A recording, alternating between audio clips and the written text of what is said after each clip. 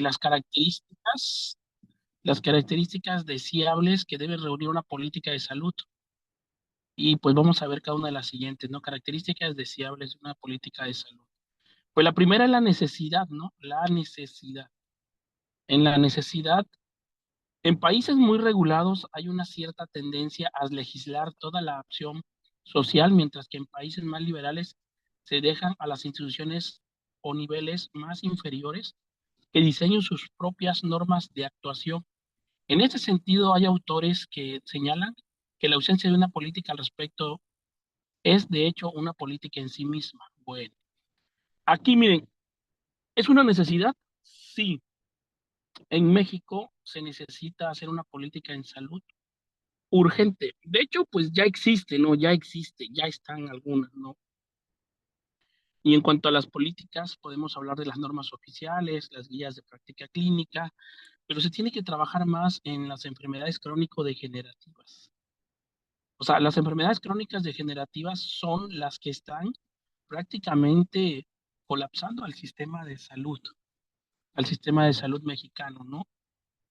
Y aparte que es un gasto para el Estado, un gasto en cuanto a medicamentos, insulinas, la atención al paciente cuando requiere atención en un segundo nivel, se tiene que trabajar. Hay muchos programas que se han implementado, ¿no? Pero no han tenido ese impacto, ese auge en el paciente, en la familia o en la comunidad. Se necesita trabajar más, pero si es una necesidad, sí, hay una necesidad de hacer una acción política, de crear una política a nivel institucional, ¿no? Yo recuerdo uno de los programas que se manejó en el Seguro Social era Prevenims. Prevenims, pues ellos hacían detecciones de todas las patologías, pero más se enfocaban a las enfermedades crónicas, ¿no? Diabetes, hipertensión arterial. En el ISSSTE se llamó en ese tiempo Preveniste, ¿no? Que hacían las mismas acciones de detección, pero una política que estaban implementando los hospitales a ese nivel, ¿no? Entonces, en Secretaría de Salud, pues también existen. Muchos de ustedes que trabajan, pues tienen sus propios programas de promoción y prevención y detecciones, ¿no? Pero se necesita legislar más en esa parte para poder nosotros, ahora sí como personal de enfermería, trabajar más en esas áreas. De hecho, aquí en Oaxaca capital, se hace muchos, fue por ahí como antes del 2016 al 2000, no, 2014 al 2016, que existió un programa que, pues no sé si hasta el día de hoy exista, ¿no? Por ahí los que son de Oaxaca, de aquí del estado, probablemente me pueden ayudar. De estas, eran unas clínicas que hablaban sobre la detección de diabetes, ¿sí? Se enfocaban específicamente a diabetes. Y en cada región había una clínica y tenían digamos, su clínica estatal, que era allá en Oaxaca capital, ¿no? Y esas clínicas se dedicaban exclusivamente para las detecciones de diabetes en los pacientes, ¿no? No sé si hasta la fecha sigan existiendo, pero era una forma de trabajar con los pacientes, ¿no? El número dos, coherencia con la política general, social o económica. Tiene que tener una coherencia, ¿sí? Y sobre todo tiene que ser coherente con el lado económico, ¿no? Del paciente. Y esto va enfocado a que muchas veces nosotros estamos en un primer nivel o segundo nivel. Siempre cuando damos una plática sobre la alimentación en el paciente con diabetes o hipertensión arterial, pues siempre nos enfocamos al plato del buen comer, ¿no? Y decirle al paciente diabético qué puede comer y qué no debe comer. E incluso el nutriólogo o la nutrióloga le puede dar una dieta, ¿no? Pero lamentablemente, pues ahora sí, la economía del paciente pues no le permite, ¿no?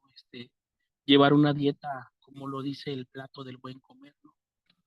Entonces ahí siempre se habla de productos, se habla de pan integral, se habla de leche de lactosada, hablamos de frutas y verduras, etcétera, etcétera. Y muchos de nuestros pacientes que viven en una comunidad, pues muy difícilmente van a poder adquirir estos alimentos para poderlos consumir así como se los están indicando, ¿no? Si hablamos de una comunidad rural, por ejemplo, Ana Josuet, que está presente, por ejemplo, en su comunidad, ¿qué es lo que consumen más sus pacientes crónicos? ¿Qué es lo que ha observado usted más que consumen en cuanto a su alimentación?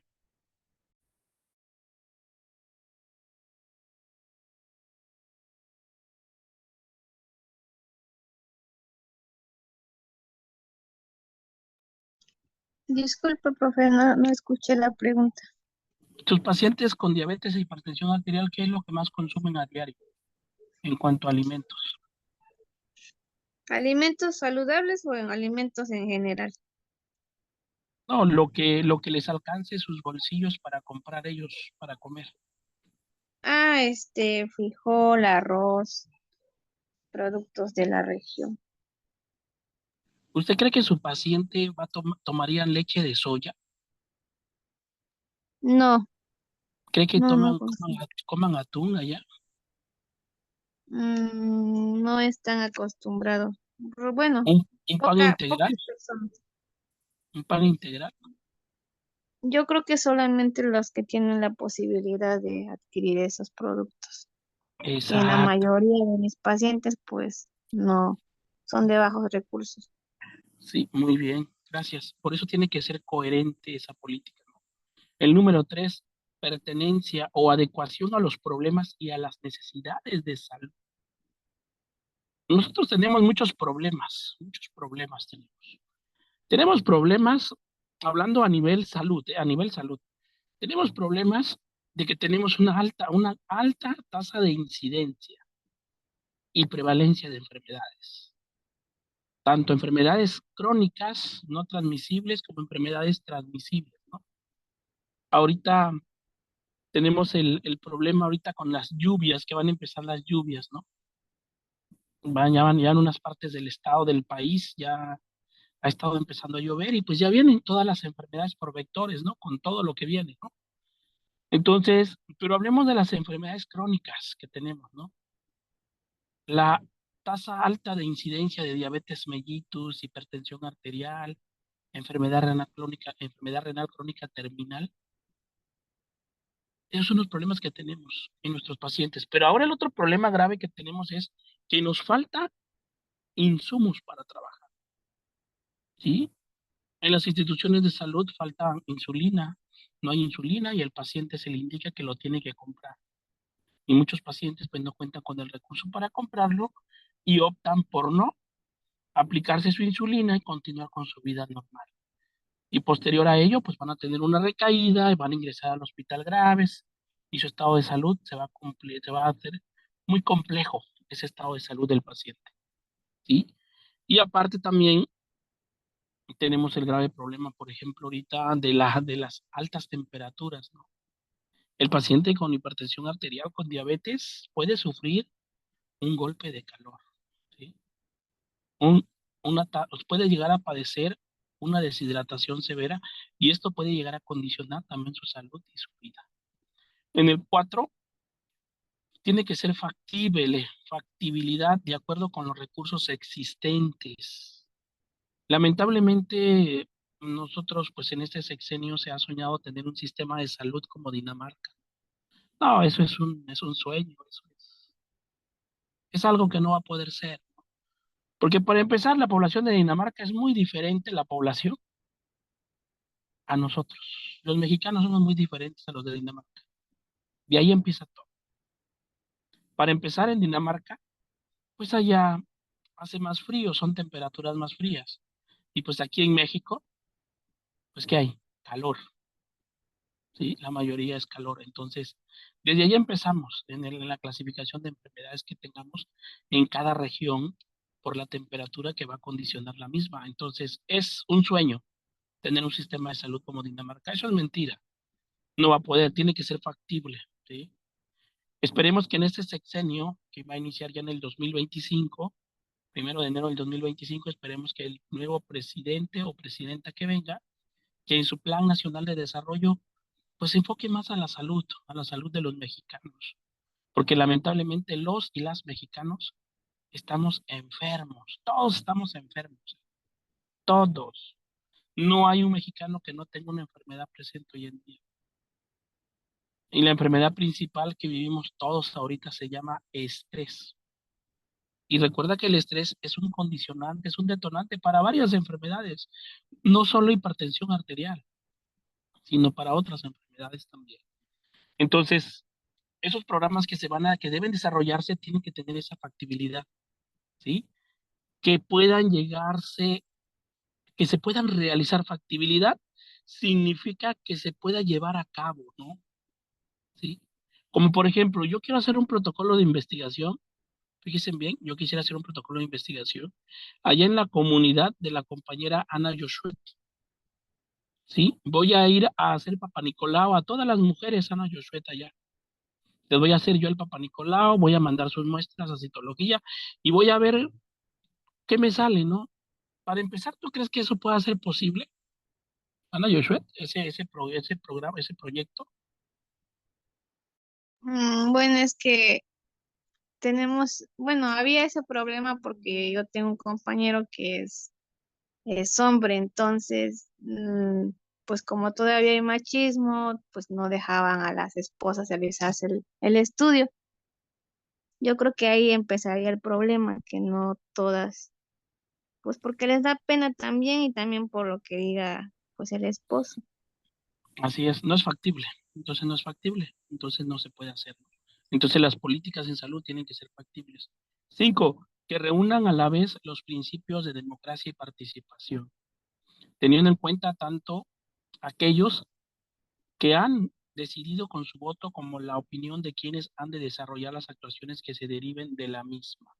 Bueno, aquí esas políticas las debemos de votar nosotros. ¿Quiénes? El personal de salud. Los que debemos estar allá en la Cámara de Diputados, en la Cámara de Senadores, tienen que ser médicos e enfermeras. O sea, tiene que ser una enfermera, que las enfermeras tienen que estar legislando allá, ¿sí? Porque como tú sabes del área, eres del área, puedes implementar, puedes desarrollar una política en salud, ¿sí? Entonces, y desarrollar políticas para la prevención de enfermedades, ¿sí? Desarrollar una política para la prevención de enfermedades, estamos hablando acá, ¿eh? De enfermedades, ¿sale? Y también desarrollar políticas para nosotros mismos como trabajadores, ¿sí? Como trabajadores para nosotros mismos. El personal de enfermería necesita tener mejores condiciones laborales. Sinceramente, necesitamos tener mejores condiciones de laborales. Lo mencionábamos en la clase pasada, la compañera Alma Ojendis lo mencionaba, que hay buenos elementos. O sea, hay buenos trabajadores, enfermeras y enfermeros, y también hay malos trabajadores, enfermeras y enfermeros. Y eso todos lo sabemos, ¿no? Pero se tienen que hacer buenas políticas para el personal de enfermería que es buen trabajador, ¿sí? Porque hay enfermeras y enfermeros que se ponen la camiseta. Ellos entran a las 7 de la mañana a trabajar y se están yendo a las 3:30 de la tarde de su centro de trabajo, porque sienten la camiseta, ¿sí? Porque sienten ese amor a la institución. Y hay compañeros que no, a la 1:30 o a las 2 de la tarde están pidiendo su pase de salida y ya se van a su casa, ¿no? Y yo sé que tú conoces a muchos así. Es ese compañero que no siente los colores y que no trabaja por amor a la profesión. Entonces, aquí necesitamos personal que haga esas políticas, pero allá en San Lázaro tiene que estar una enfermera, un enfermero o un médico, ¿sí? Que conozca del área, que sepa las necesidades del gremio. Pero lamentablemente ahí hay otros políticos que ni idea tienen de lo que es el área de enfermería, que ni saben qué se hace en la enfermería. Si ellos no tienen conocimiento del área, pues no van a poder desarrollar una política en salud. Bien. Y un claro ejemplo en cuanto a esto que debemos saber, por ejemplo, de hablando de un buen trabajador, yo te pongo un ejemplo, a ver, vamos a ver que participe la compañera Berenice Moreno Durán. Mire, usted se encuentra en su centro de salud. Son las 3 de la tarde en punto. Acaba de llegar una mamá y trae 5 niños. Trae un niño de 6 años, 4 años, 2 años, año y medio, 1 año y 6 meses. Y viene a aplicarse vacunas porque le faltan muchas vacunas a los niños. Entonces está ahí. Y yo le pregunto a usted, Berenice, ¿usted vacunaría a esos niños? Usted ya va a cerrar el centro de salud. Ya van a cerrar porque no hay turno vespertino. ¿Usted atendería o los atendería en ese momento o les daría cita para el día de mañana? Por lo general yo sí los atiendo. Mi horario es hasta las 6 de la tarde. Entonces tengo horario discontinuo, pero igual pues yo no cierro a mediodía y yo los que van llegando, pues sí los atiendo y más porque son población, a veces van personas de otros lugares que no cuentan con transporte. Pues yo mis días sí tengo ahí armado mi termo y sí las vacunas que le corresponden de acuerdo a la disponibilidad de la vacuna sí se las aplico. Ok, muy bien. ¿Y si usted saliera a las 6 de la tarde y llegaran a las 6, los atendería igual o ya no? Pues igual y sí, porque bueno, dependiendo si ya guardé mi vacuna, pues ahí sí no, porque pues como recordamos en el curso de vacunas y en las capacitaciones que nos han dado pues ahora sí que en los hospitales nos han dicho que nada más se debe de abrir 2 veces el refrigerador cuando sacamos la vacuna y cuando la guardamos. Así es, correcto, pero si usted tuviera su termo armado todavía con vacunas. Sí les aplicaría, la verdad. Si todavía Sí. tuviera mi termo preparado, sí. Ok, muy bien. Pues eso es sentir la camiseta por la institución. Y hay muchas compañeras, enfermeras y enfermeros que no hacen eso. Venga mañana, señora. Ya cerré. ¿Por qué? Porque ya se quieren ir, porque hay muchos compañeros que tienen esta ideología, esta manera de pensar, ¿no? Mi tiempo es sagrado y yo no le voy a regalar ni un minuto a la institución. Yo ya me voy. No, entonces tenemos que ser un poco humanos, porque esa señora, si tú no la atiendes en este momento con esos niños, ya no va a regresar, ¿eh? Ya no va a regresar. Tenlo por seguro. Bueno, tenemos el 6, racionalidad, tratando de utilizar el mejor conocimiento disponible. Lo que les decía, que la persona que va a emitir esta política en salud tiene que tener conocimiento del área. Vamos a la siguiente diapositiva.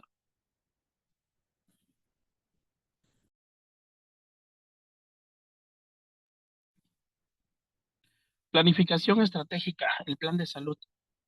Constituye el segundo nivel de planificación.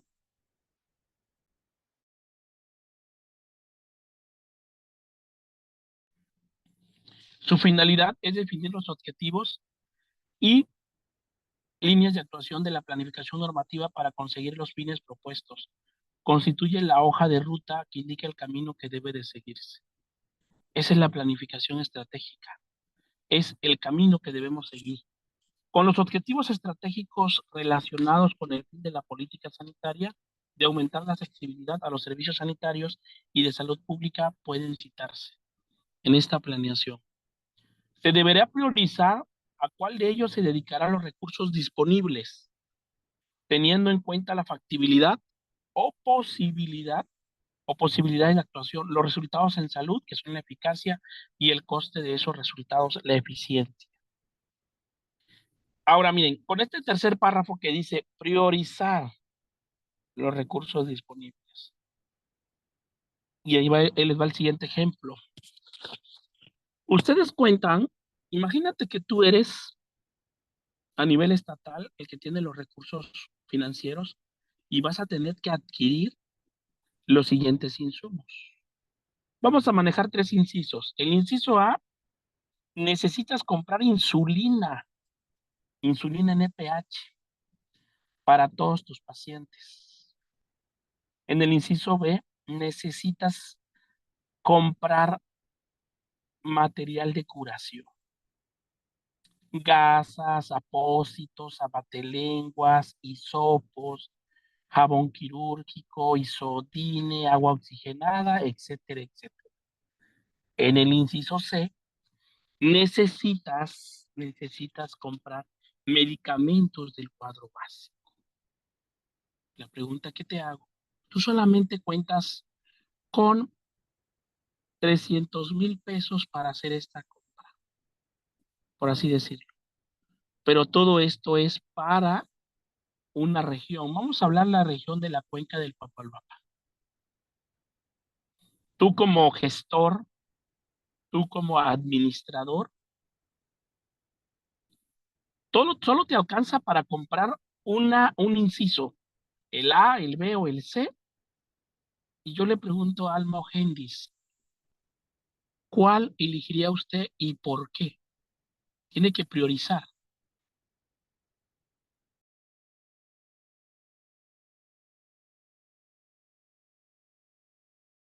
Pues yo compraría insumos, médicos, lo que es medicamentos.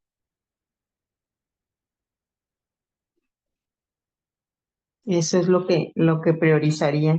Medicamentos del Sobre, cuadro sobre básico. todo si estamos hablando de una región de difícil acceso. Porque, por Así ejemplo, es. si son insumos para, no sé, diagnóstico, hay muchos países en el mundo que basan su atención en pura clínica y son países que logran altos niveles de eficacia, pero enseñan desde el pregrado a valorar nada más la clínica y en base a eso evitarse el gasto en exámenes de laboratorio. Eso sería lo primero, ¿no? Y luego, pues el medicamento, eso sí no suple, ¿no? Si en el algoritmo de atención clínica me dice que requiere un medicamento, pues ese sí lo tengo que poner. Entonces yo priorizaría medicamentos. Ok, medicamentos, bien. Vamos a la misma pregunta, es para Ana María Blanco Camacho. ¿Qué compraría usted?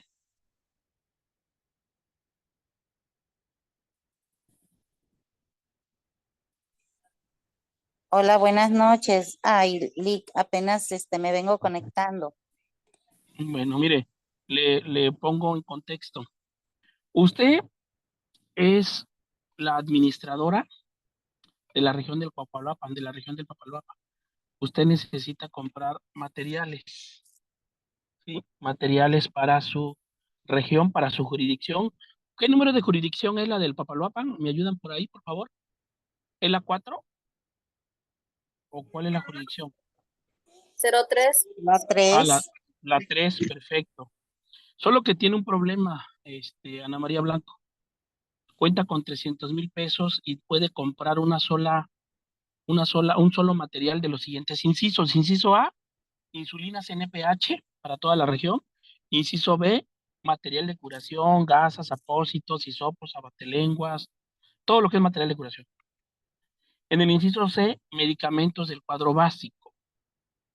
Usted en su planeación estratégica tiene que priorizar qué cree.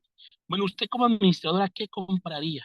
Ya la compañera Alma mencionó, pues que ella, pues compraría lo de medicamentos del cuadro básico, que es lo más importante. ¿Usted qué compraría? Pues igual, medicamentos del cuadro básico, porque pues no todos van por curación y no todos son diabéticos.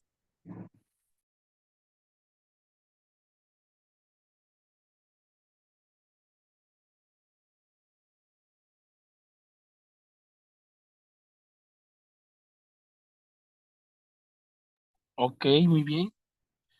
Bien. Ana Josué, ¿qué haría usted?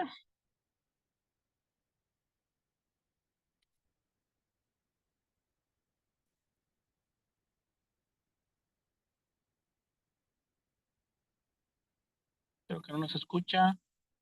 Edith Vázquez, ¿cuál es lo que compraría usted? Buenas noches, maestro. Buenas noches, compañeros. En mi caso, yo me iría por los medicamentos del cuadro básico, porque como dice la compañera, no todos los pacientes acuden a la unidad por una curación o para la aplicación de insulina. Entonces me voy más por medicamentos del cuadro básico. Ok, así es. Porque eso es lo que abarca toda mi población en el surtimiento, ¿no? De la misma. Muy bien, así tiene que ser, se tiene que priorizar, ¿no?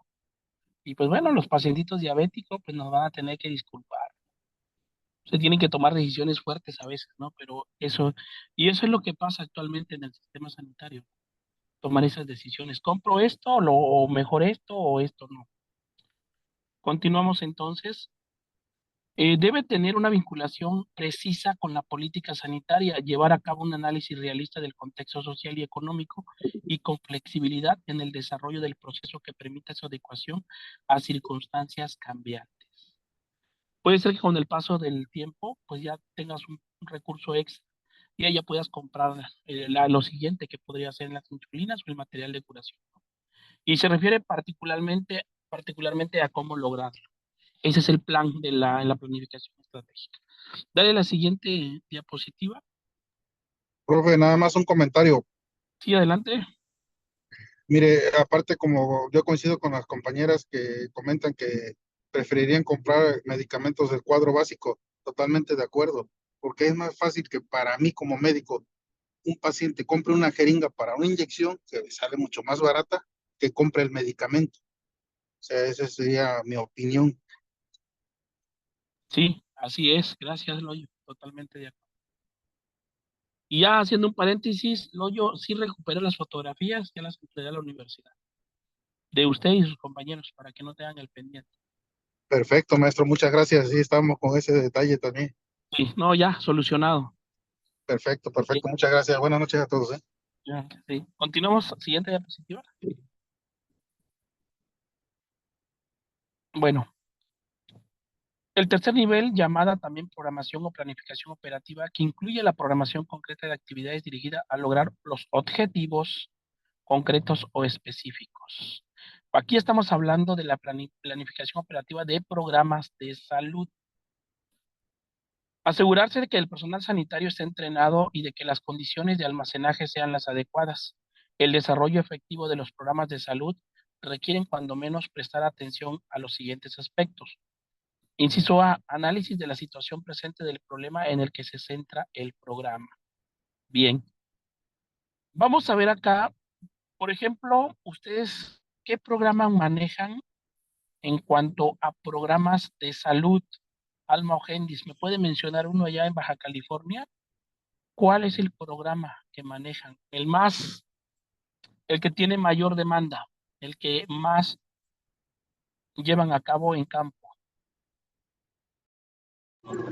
Bueno, en cuanto a la atención, porque básicamente los servicios de salud de primer nivel como que caminan en tres rutas, ¿no? Atención, vigilancia epidemiológica y promoción y prevención a la salud.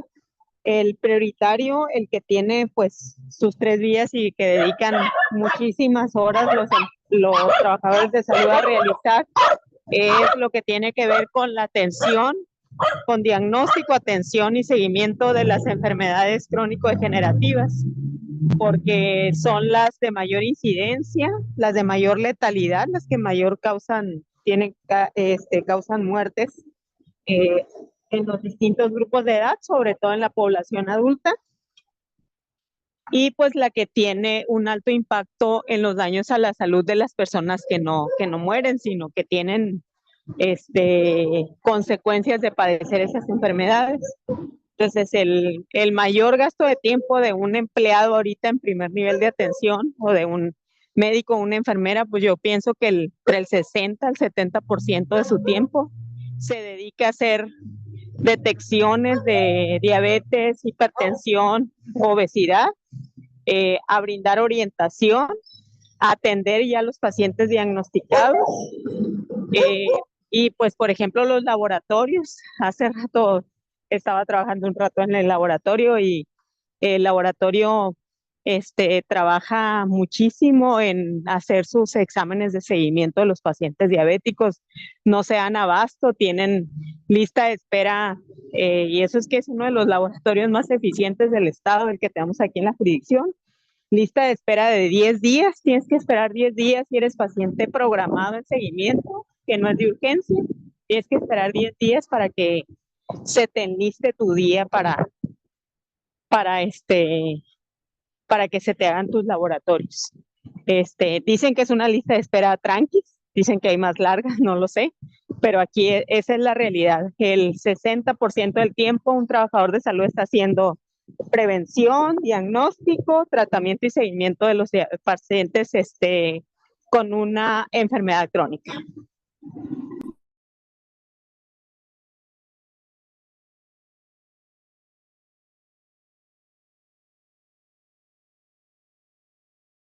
Ok, gracias, Alma, gracias. Así es. Sobre todo está encaminado a eso, ¿no? La enfermedad crónica. Muy bien, entonces continuamos en el inciso B, descripción precisa y clara de los objetivos específicos que hay que seguir, ¿sí? O sea, el objetivo específico es detecciones tempranas, ¿sí? De cualquier enfermedad. ¿Para qué? Para implementar un diagnóstico certero y un tratamiento adecuado. Para prevenir en el paciente, pues, las principales complicaciones de esta enfermedad. Hablemos del cáncer cervicouterino. La detección de con la detección de la prueba de Papá Nicolau es básico, la citología cervical, para detectar lesiones cancerígenas en el cuello uterino en los pacientes. Si se detecta a tiempo, pues en automático se le va a tener que dar un tratamiento al paciente, ¿no?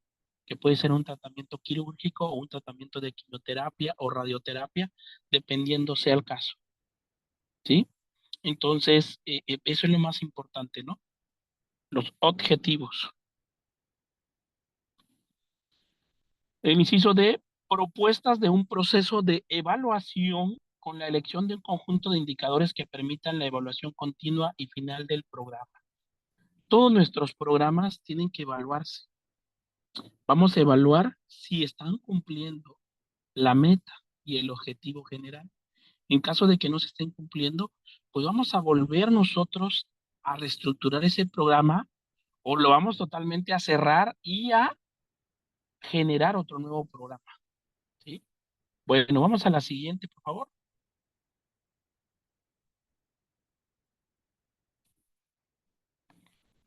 Ahora hablemos de la valoración del estado de salud y determinación de las necesidades.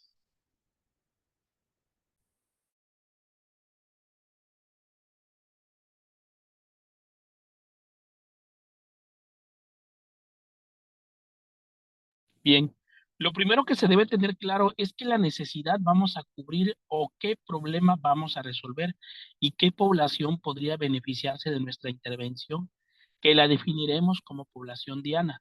La población diana quedará definida por el grupo de personas que comparten una o varias características, como pueden ser en cierta edad, presentar una determinada patología o estar expuesto a un determinado factor de riesgo, residir en un área concreta o acudir a un centro sanitario.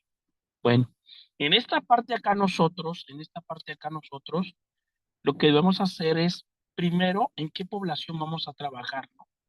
Nosotros tenemos bueno, donde vamos a hacer la intervención. Actualmente se están haciendo, a nivel de enfermería, se están haciendo protocolos de investigación, de intervencionismo, de intervenir, ¿no? Por ejemplo, yo quiero intervenir en una comunidad, hacer una intervención sobre el cuidado de los pies en los pacientes diabéticos. Quiero hacer esa intervención. Voy a enseñar a mi población diana, van a ser todos los pacientes diabéticos de una comunidad X. Y yo voy a acudir con ellos, los voy a reunir por grupos, por secciones, y les voy a hacer primero una evaluación, preguntarles si saben cómo se deben lavar o cuidar sus pies los pacientes con diabetes. En caso de que voy a encontrar que no saben, entonces yo les voy a dar una capacitación de cómo cuidar sus pies, cómo revisarlos, cómo hacer la higiene del pie del paciente diabético, sobre todo para prevenir y para detectar alguna lesión epitelial que pueda desarrollar una necrobiosis diabética, un pie diabético. Entonces, la mayoría de los estudiantes de licenciatura en enfermería están haciendo intervenciones en la comunidad. Y eso es bueno, es una intervención educativa, se llama. Entonces, vamos a trabajar con la población diana. Vamos a preguntarle a nuestros alumnos, menciónenme un ejemplo de población diana que tiene usted allá, dependiendo del concepto, Alma o Gendis en su comunidad. ¿Cuál sería su población diana? Un ejemplo de población que tenga usted a cargo. ¿Me podría repetir? Voy caminando y no escuché bien. La población diana que tenga usted, aquí el concepto de la diapositiva nos dice que la población diana es aquella población que reúne ciertas características. ¿sí? Que pueden tener una cierta edad, presentar una determinada enfermedad, o que pueden estar a un factor de riesgo, o residir en un área concreta, o que acuden a un centro de salud, ¿no? Un ejemplo de población diana con la que usted se ha encontrado, por ejemplo, yo ya hablé de los pacientes con diabetes, ¿no? Para verlo de su pie. Bueno, yo hablaría de los pacientes. Nosotros aquí en Baja California Sur tenemos una alta incidencia de tuberculosis pulmonar. Entonces, para mí la población diana de la tuberculosis, donde más he detectado tuberculosis a lo largo de mi histórico, es los cerezos. Ubicar a los pacientes que tienen TB y es donde más se propaga por el hacinamiento y por la falta de ventilación, en cerezos y en anexos.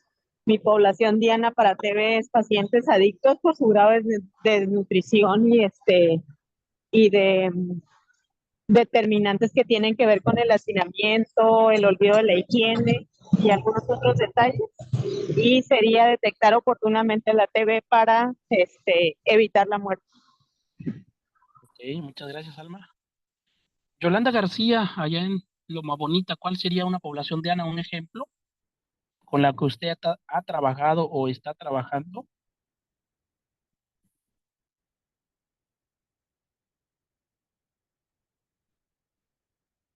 Misma pregunta para Patricia Landa.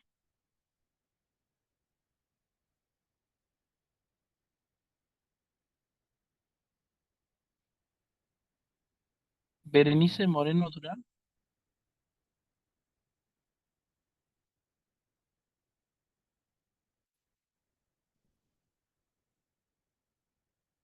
Buenas noches, digo, pues es que prácticamente primer nivel lo que se ve es crónicos degenerativos, diabetes, hipertensión, tuberculosis, este, pues no, bueno, al menos aquí hablo de Loma Bonita, o sea, no hay así como que alguna otra población que sobresalga, Ok, o sea, es con lo ok, que más se ve, con lo que más se se trabaja. trabaja, es diabéticos, hipertensos, tuberculosis. Muy bien, muchas gracias. Excelente. Bueno, continuamos entonces.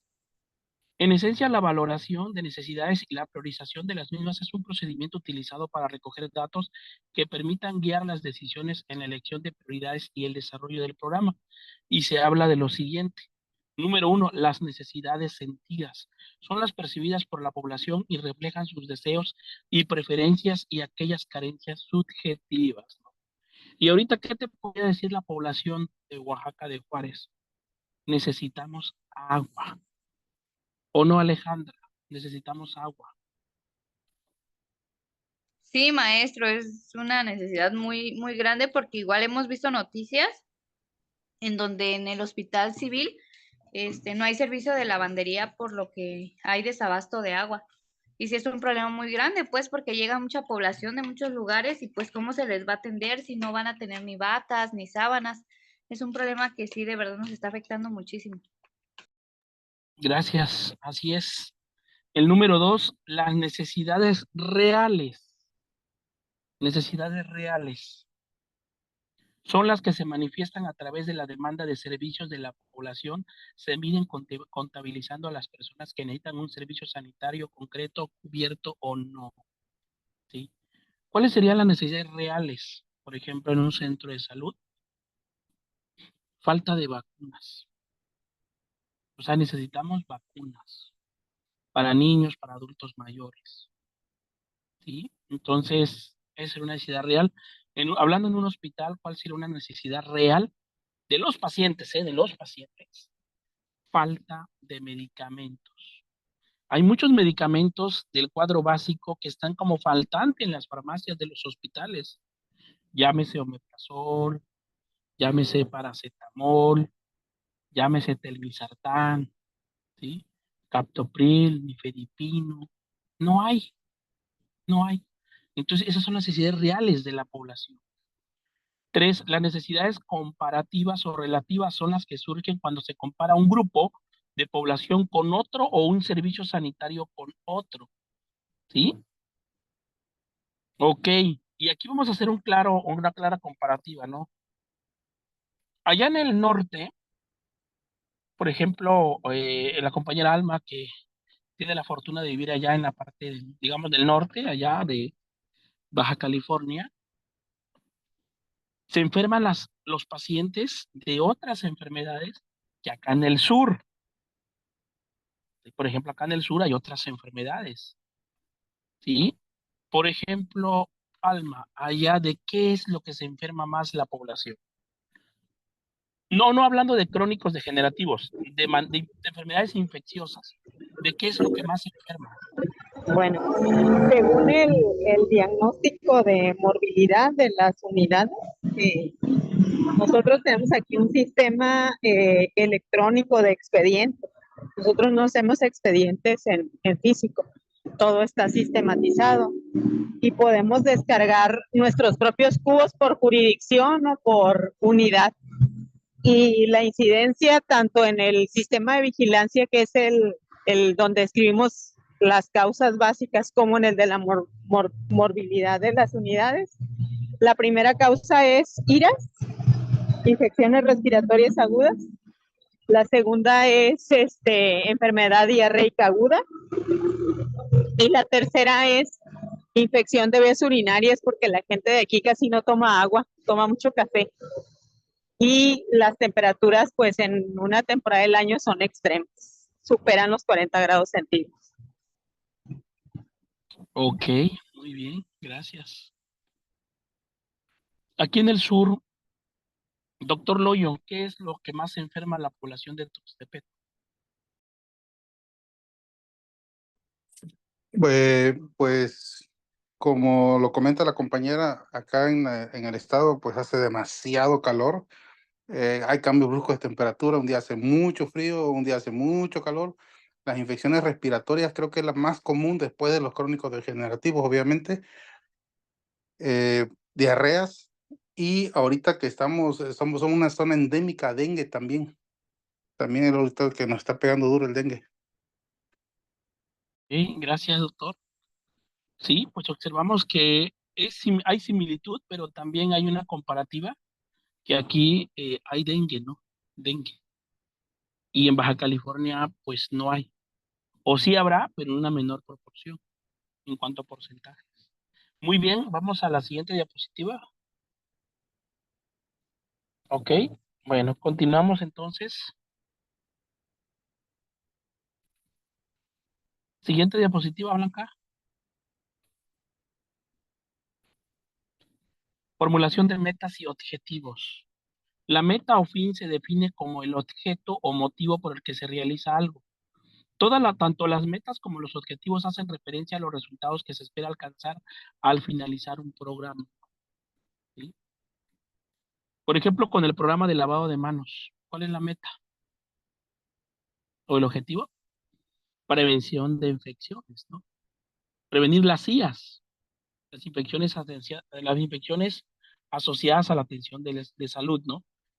Y por eso en todo la institución que lleva el programa de lavado de manos, pero en un 100% de cumplimiento, es el Instituto Mexicano del Seguro Social. De verdad, el IMSS lo maneja, pero de una manera muy estricta, ¿no? Comparado con otras instituciones de salud, pues no, no llevan ese programa al 100%. Los objetivos deben indicar específica y cuantitativamente los efectos concretos que se esperan obtener y por lo tanto deben ser medibles, mientras que las metas no suelen formularse de manera cuantitativa y se refieren a los resultados que se espera conseguir, ¿sí? Entonces, los objetivos, los objetivos tienen que ser medibles, ¿sí? Medibles del programa que estemos trabajando nosotros, ¿no? ¿Sí? Entonces, por ejemplo, si hablamos en el caso de las detecciones, ¿no? Yo en el mes de marzo, en mi unidad de salud, necesito la meta, ¿sí? La meta que yo espero es hacer 300 detecciones. O sea, 10 detecciones diarias de cajón voy a tener que hacer para que al finalizar el mes tengo que tener 300 detecciones. Ese es mi objetivo, ¿no?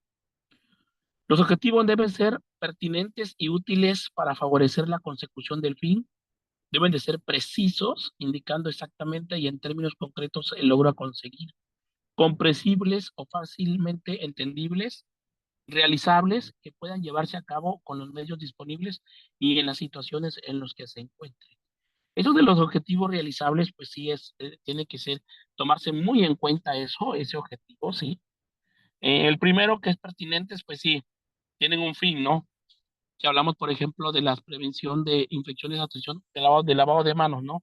El pertinente sí es pertinente, ¿no? Porque yo quiero prevenir infecciones, ¿no? Precisos, claro que va a ser preciso, porque para hacerse lavado de manos hay un protocolo que se hace, ¿sí? Hay una rutina que ya tenemos nosotros. Hay los pasos a seguir para el lavado de manos. Ya sabemos que con agua y jabón es de 40 a 60 segundos. Tiene que ser comprensible, sí, porque tenemos videos, tenemos incluso los cartelitos que están pegados, ahí lo podemos ver, ¿no? Realizables, pues sí, se puede medir. Podemos medir cuántas enfermeras se lavan las manos bien y cuántas enfermeras no se lavan las manos bien. Entonces, y tienen que ser valorables o medibles también estos objetivos. La siguiente, determinación de actividades y asignación de recursos. Una vez formulados los objetivos, deberemos seleccionar aquellas actividades o acciones que nos lleven a la consecución de los objetivos y de los fines, ¿sí? Primero tenemos que nosotros formularlos y de ahí vamos a hacer todas las acciones para lograr conseguir que esto se cumpla, ¿sí?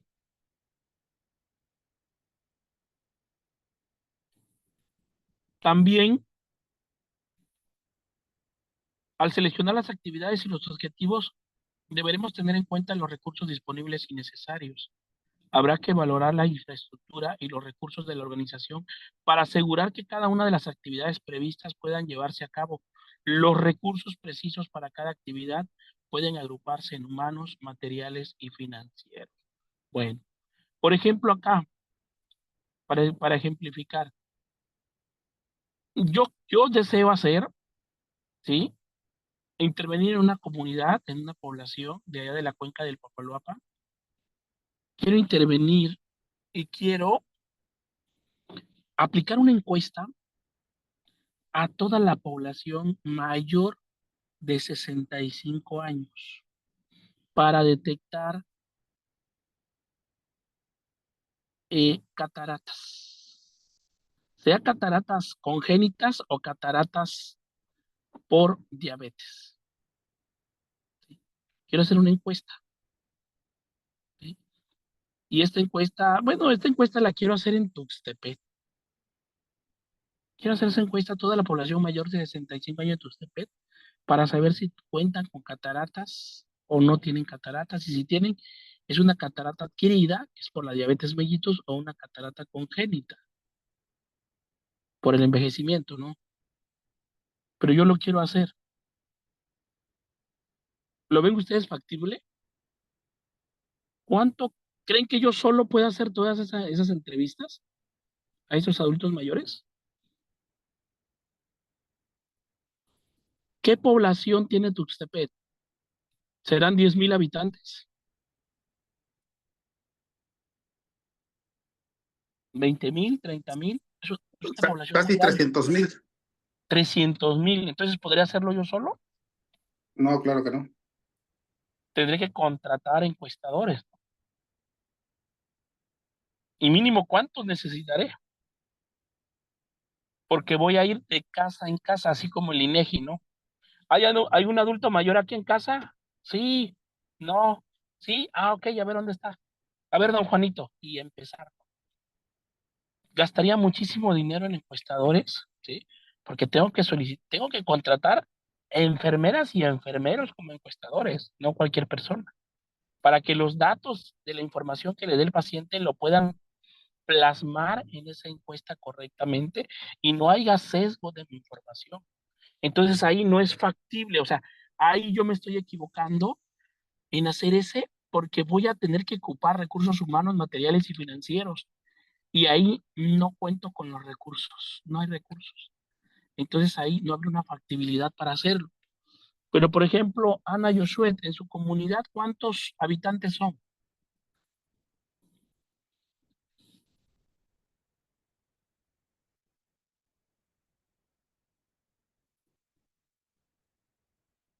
Berenice Moreno Durán, en su población donde usted trabaja, ¿cuánta población es en número? Un aproximado.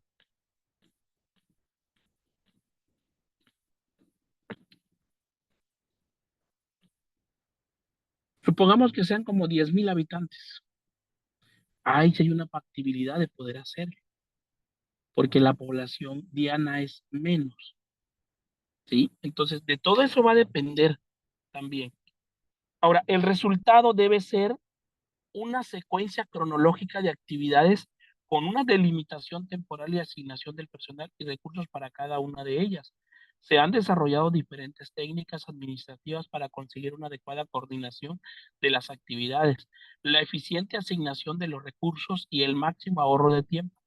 Entre otras técnicas destacan los métodos que utilizan una estructura de red y los métodos que representan el calendario de operaciones.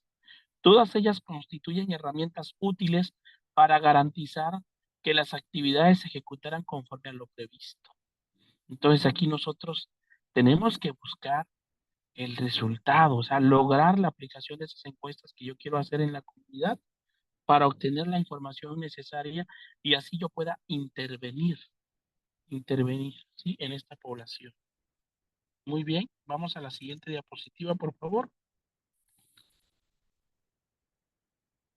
Bueno, vamos a evaluar mi programa ahora. Voy a evaluar mi programa.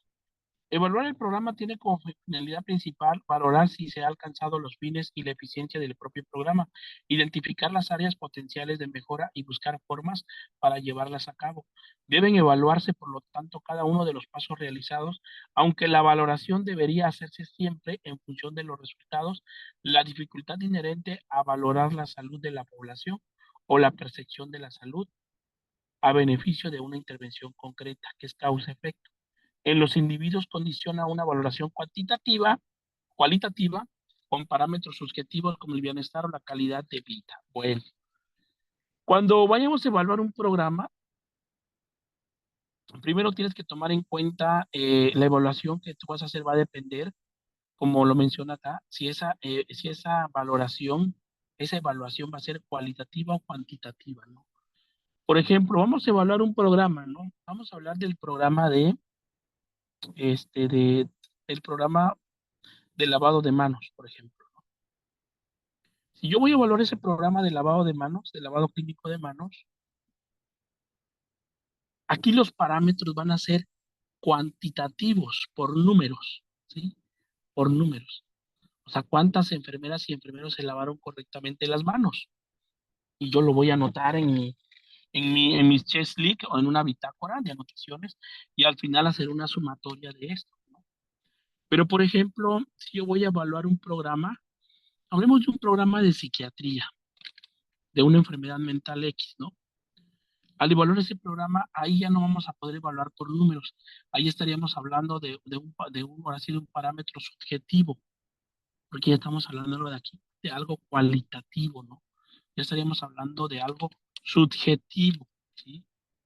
¿Sí? Por ejemplo, si el paciente tiene un síndrome de ansiedad, tiene un trastorno de ansiedad, el trastorno de ansiedad no lo podemos medir, es algo subjetivo, ¿sí? Pero está presente en el paciente. Entonces, ahí tenemos nosotros que sería una valoración cualitativa. Y con esto podamos saber el bienestar o la calidad de vida que tenga el paciente. ¿Sale? Por ejemplo, en la mayoría de los protocolos de investigación que hablan sobre la calidad de vida en el paciente renal. Imagínate hacer un protocolo de investigación sobre calidad de vida en el paciente renal. La pregunta es, ¿tú crees que un paciente renal tenga calidad de vida realmente? Doctor Loyo, ¿cree usted que un paciente renal realmente tiene calidad de vida?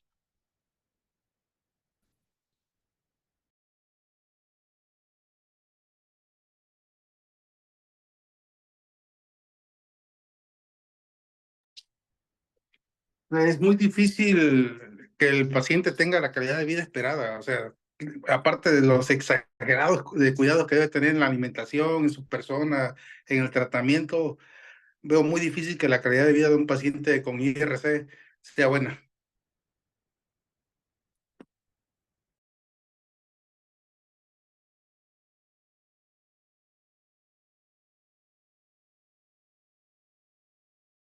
Así es. Gracias. Almogendis, ¿usted cree que un paciente con diabetes mellitus tenga realmente una calidad de vida?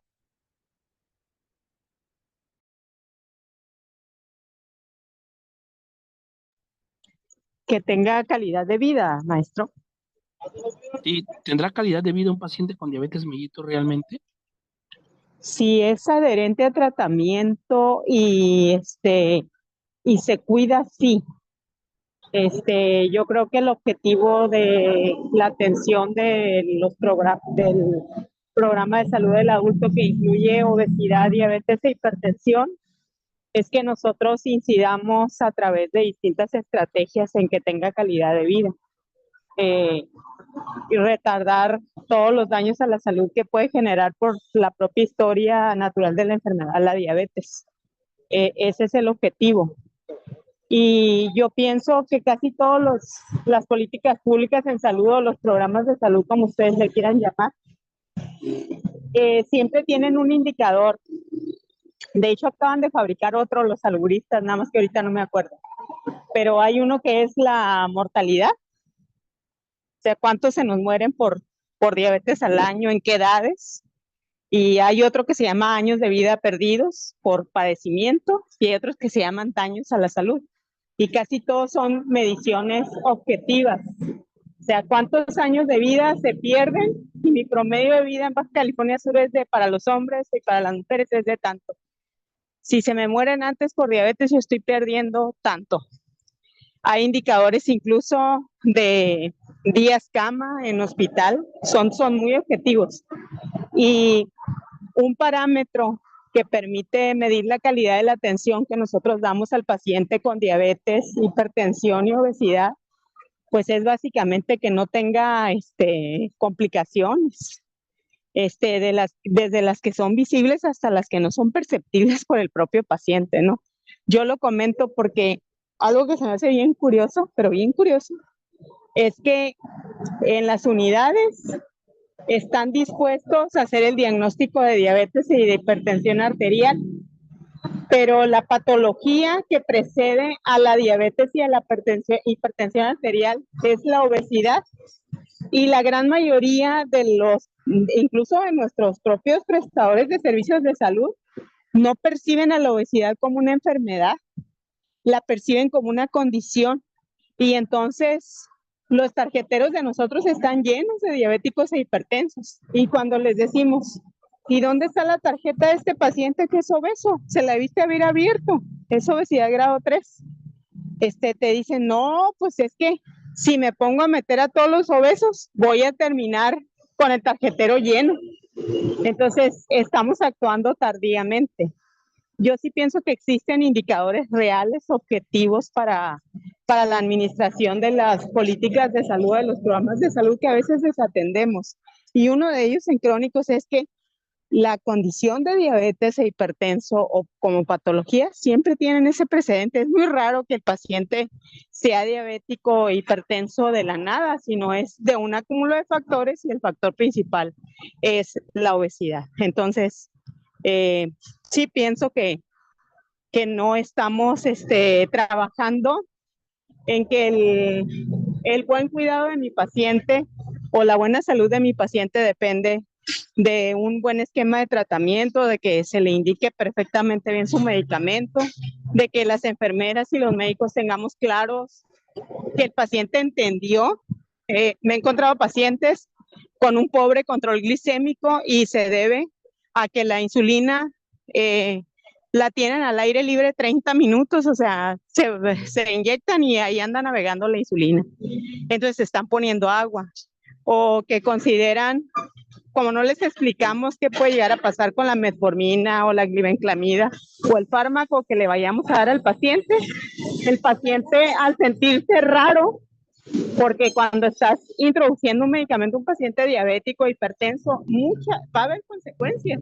Y si no se las explicas, el paciente va a decir, pues me siento peor con el medicamento. Entonces, sí hay cosas que nos pueden hacer a nosotros como trabajadores de salud hacer que la persona esté lo mejor posible, y esos son indicadores de calidad de lo que estamos haciendo.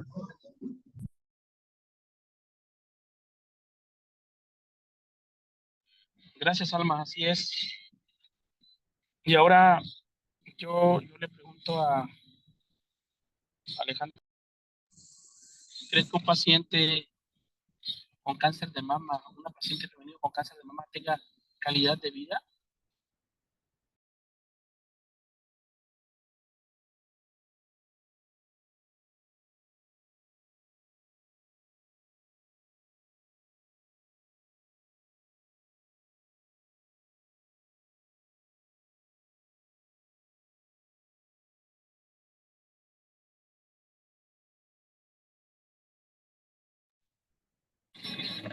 Sí, hablar de calidad de vida es algo muy fuerte, ¿no? De hecho, hay muchos protocolos de investigación, bueno, hay muchas investigaciones sobre calidad de vida y muchos utilizan es una encuesta de la calidad de vida aplicada en salud y pues realmente pues no, un paciente con una enfermedad crónica o no crónica, pues realmente no tiene una calidad de vida real, ¿sí? Por los diferentes complicaciones que se va presentando en el transcurso de su enfermedad, de su patología. Y es muy difícil, no es muy difícil determinar que un paciente tenga una calidad de vida.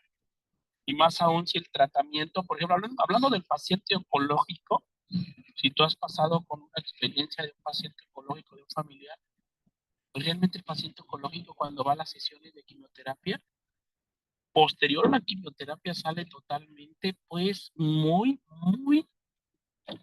mal. Después de una quimioterapia, después de esta radiación, va a salir totalmente mal. ¿Sí? Entonces ahí también, en eso nosotros, pues, nos damos cuenta que nuestros pacientes no tienen calidad de vida. Y ahora, hablando en esta parte, en evaluación del programa, ¿ustedes creen que el personal de salud tenga calidad de vida? ¿Qué piensan de ello? ¿Será que la enfermera y el enfermero que trabajan en una unidad de salud tengan realmente una calidad de vida? Yo, Hablando a... Ajá, sí, adelante, adelante. yo propongo otra tesis. El trabajador del sector salud incide en la calidad de vida de sus usuarios porque es consciente de su propia salud como individuo.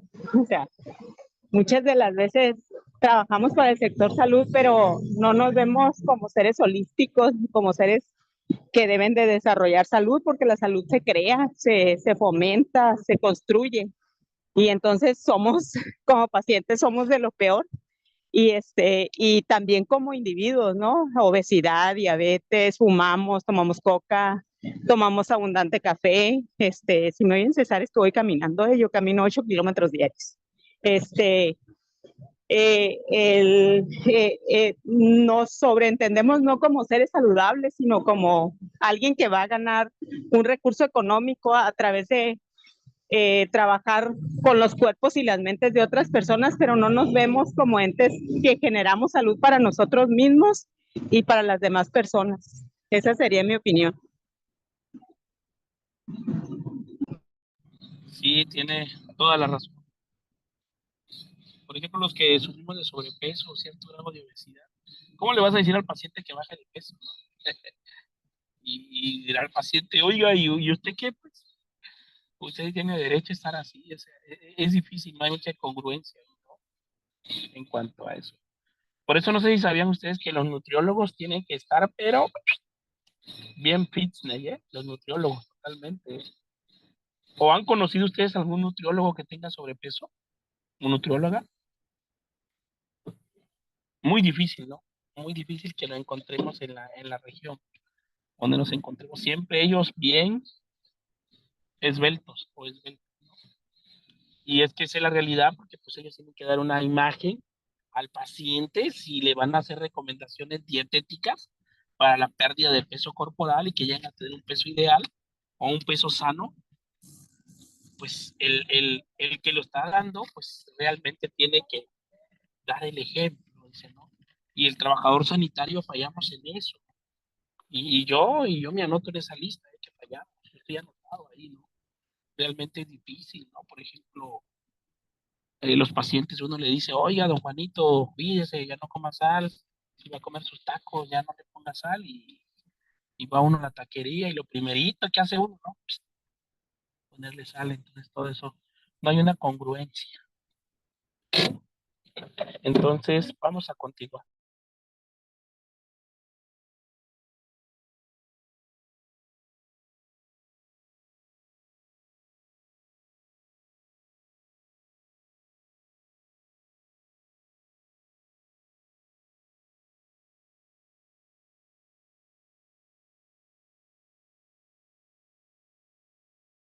Bueno, continuamos entonces.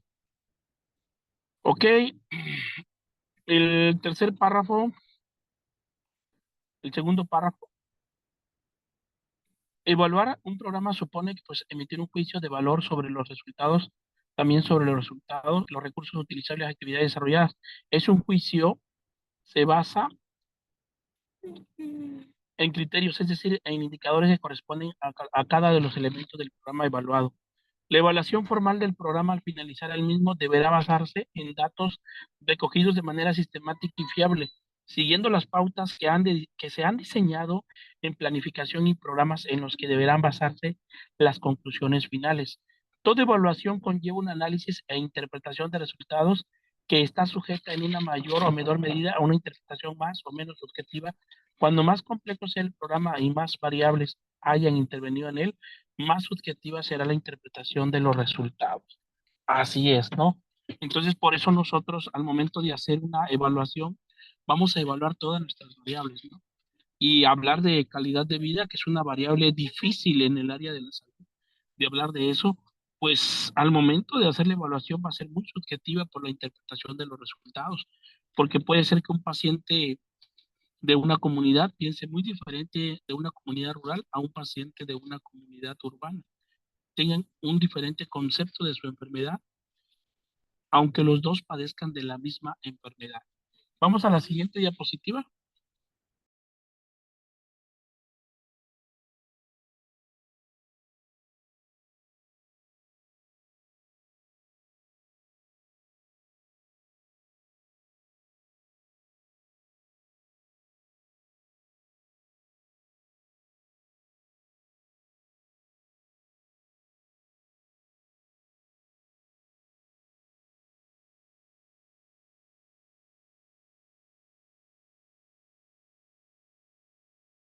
Bueno, aquí vamos a ver una tasa, tenemos una tasa que es la efectividad, efecto de la intervención, magnitud inicial y la magnitud inicial. Ok, bueno.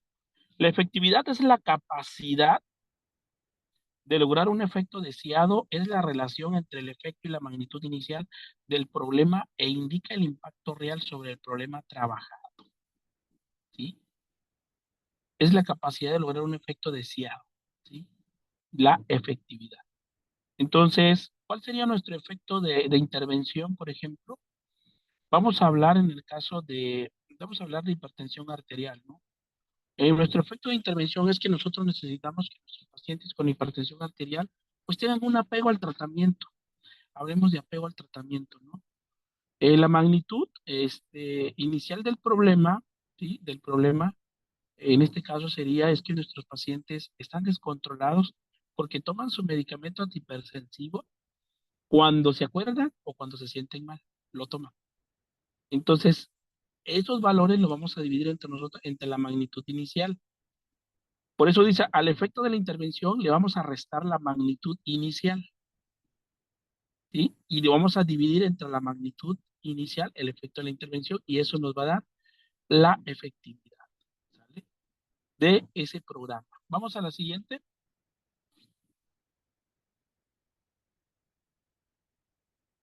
Tenemos ahora productividad. El volumen de los resultados está en relación con los recursos empleados. La productividad indica el número de productos producidos en relación con el número de instrumentos utilizados. Por ejemplo, podemos analizar la productividad de un laboratorio de análisis de imagen en el que hemos introducido una nueva máquina o comparar la eficacia de los programas de vacunación infantil en distintos centros. Aquí tenemos un ejemplo, ¿sí? Productividad se abrevia como PR, productividad. es igual al número de productos, o sea, vacunaciones, por ejemplo, entre el total de horas empleadas para hacer esta vacunación. Y ahí abajo, en el hora de empleadas, ¿cómo lo vamos a calcular? Número de trabajadores por horas trabajadas. Vamos a hablar de productividad. A ver, Ana Josué, si me escucha, ¿cuál es su productividad de influenza? Que se acuerde usted. Las últimas aplicaciones de influenza que tuvo en un mes, en el mes de enero, por ejemplo, ¿cuál fue su productividad? Un aproximado.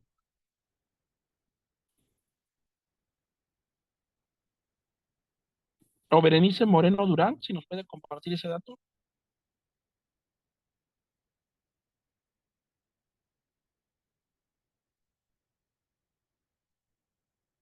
Ana María,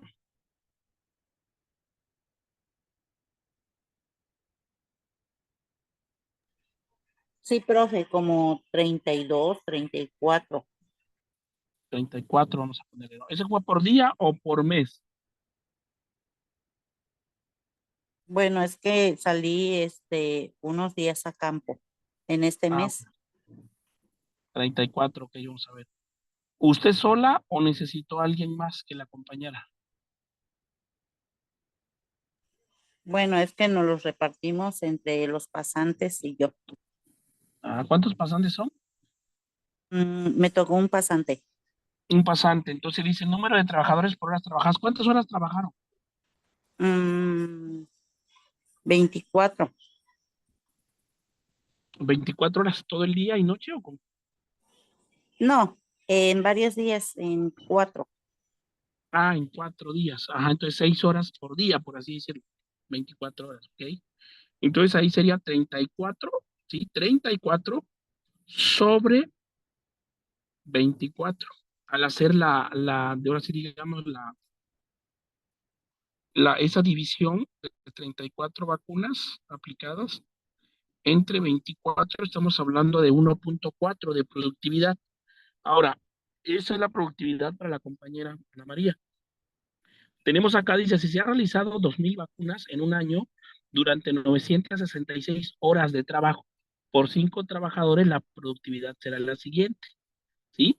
Dividimos el total de vacunas, que son 2.000, entre las horas trabajadas, 966, y ahí vamos a tener un valor de 2.1 vacunas por hora se aplicaron.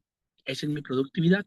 Pero ahora para saber cuántas vacunas se aplicaron por trabajador, vamos a dividir 2.000 entre 5 trabajadores, que serían 4 vacunaciones por trabajador. Así que estamos hablando, ¿no? Estaríamos hablando ahí no son 4, tendría que ser 400, perdón, 400. Sí, Profe, 400. perdón Sí, que le adelante. interrumpa. Cabe mencionar que no nada más apliqué influenza, también completamos pues los Esquema. otros esquemas, sí. Ah, muy bien, ok. Bueno, así como este ejemplo es cómo se calcula la productividad, ¿sí? La productividad. Vamos a la siguiente diapositiva. Ahora hablemos del término ¿Les puedo eficiencia. compartir algo? Sí, adelante. Bueno, este año en cuanto a influenza, a nosotros como estado nos fue mal, porque la gran cantidad de vacuna que ponemos la ponemos en Los Cabos, que yo creo que mucha gente de ustedes ha oído hablar de Los Cabos, es el destino turístico por excelencia, ¿no? Y ahí hay muchísima población, más que en la capital del estado. Debido a que no completamos las metas calculadas en base a porcentajes de población vulnerable, que ustedes saben, el niño de 6 meses a 5 años, los niños, las mujeres embarazadas, los diabéticos, los hipertensos, los mayores de 60 años. Nosotros, el municipio de La Paz, completamos todas las metas menos el niño menor de 5 años. Quedamos súper lejos de la meta establecida, que no son todos los niños, porque en realidad se hacen cálculos.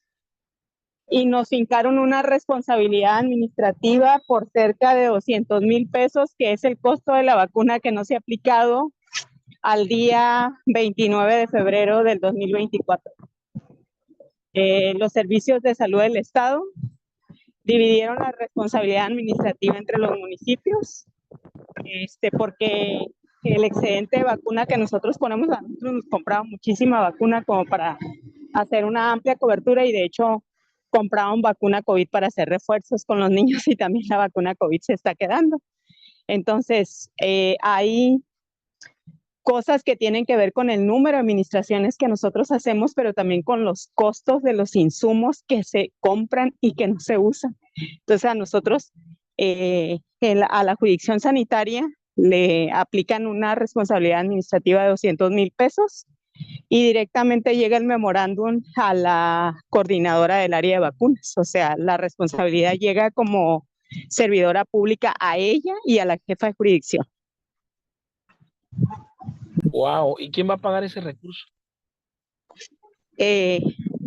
Pues es lo que están mirando porque es una responsabilidad administrativa y se supone que en teoría tendrían ellas o que desalojar la responsiva a las unidades de salud.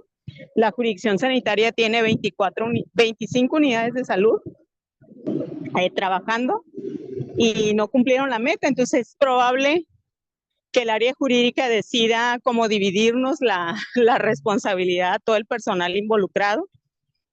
A mí me llega copia del memorándum, no me llega a mí el memorándum porque yo antes estaba en PASIA, que es lo del niño, la coordinación del programa de atención a la salud del niño y de la infancia y de la adolescencia.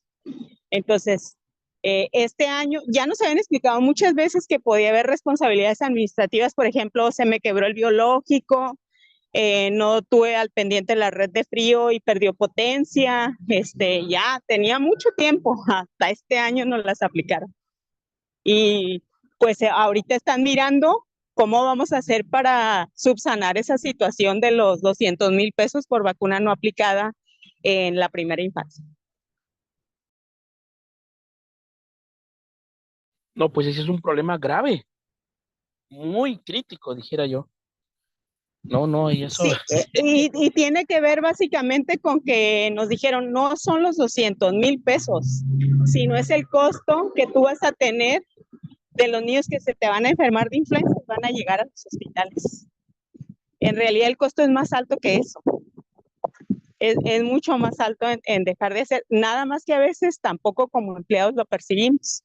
Entonces ahorita están en el dilema de cómo vamos a hacer, el cálculo ya está hecho de qué unidades son las que no cumplieron con la administración de la vacuna. Entonces se va a ir desagregando la responsabilidad. Y los costos son altos, pues tienes un insumo ahí que es de primer impacto. Un hito en la salud pública es la vacuna, porque te evita una enfermedad o padecerla gravemente. Entonces, no ponerla es una irresponsabilidad, es falta de eficacia. No ponerla. Dejarla ahí que caduque en el refrigerador por tiempo de exposición o por fecha de caducidad del laboratorio. Es un delito. Nunca nos las habían aplicado, pero ahora vienen muy duros. Sí, bastante, ¿no? Y a ver el final, pues, ¿cuál va a ser? A ver, ahora sí, pues la reparación, ¿no? El pago. Complicada situación. Pues bueno. La eficiencia es la capacidad de lograr el efecto en cuestión con el mínimo de recursos, lo que implica hacer una valoración de recursos empleados para obtener los fines y a priori hacer un cálculo de los costes y beneficios de las distintas actividades o prevenciones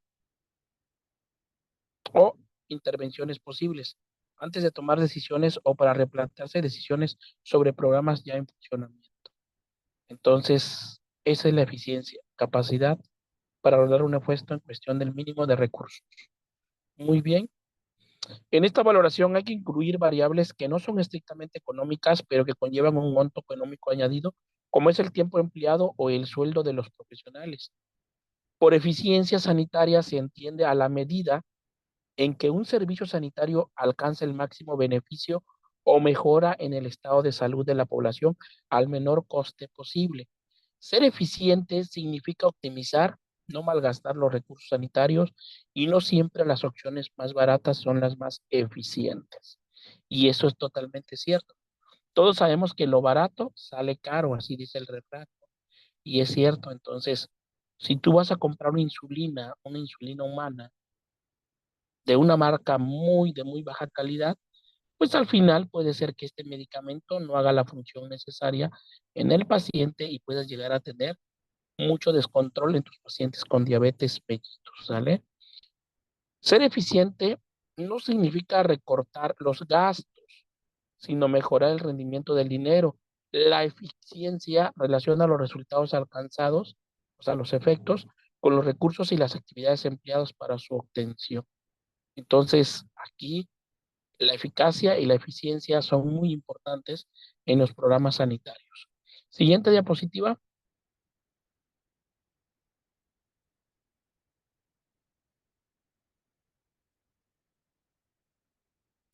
Evaluación del proceso.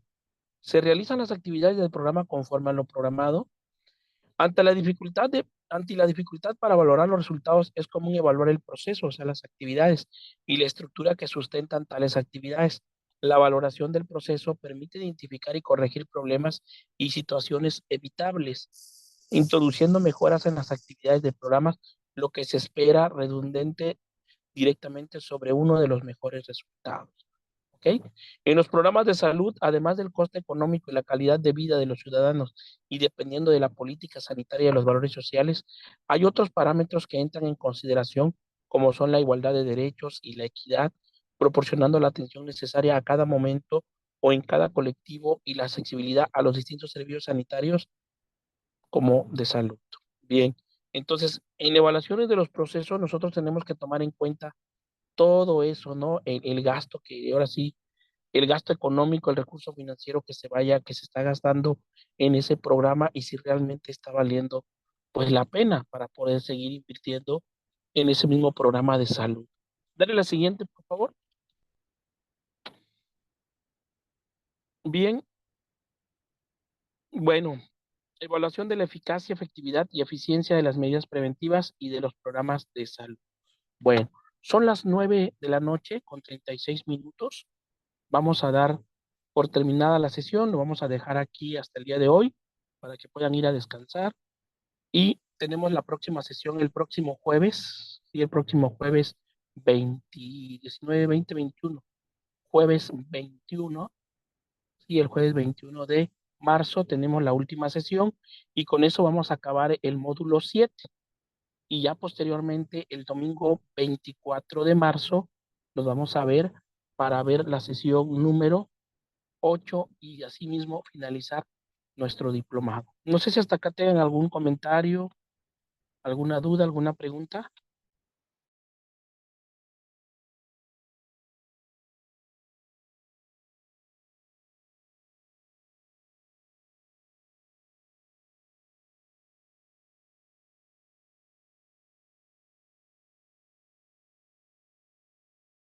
¿No? Bueno, podemos dar por terminada la sesión. Muchas gracias por participar. La clase va a quedar grabada y la vamos a compartir también. Pues bueno, que pasen muy buenas noches, cuídense mucho y que Dios los bendiga. Buenas noches. Gracias, maestro. Buenas noches. Descansen. Buenas noches, maestro. Hasta luego. Hasta luego, buenas noches. Buenas noches, profe, y a todos los compañeritos.